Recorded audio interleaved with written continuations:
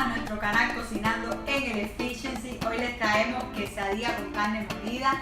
Esperemos que les guste.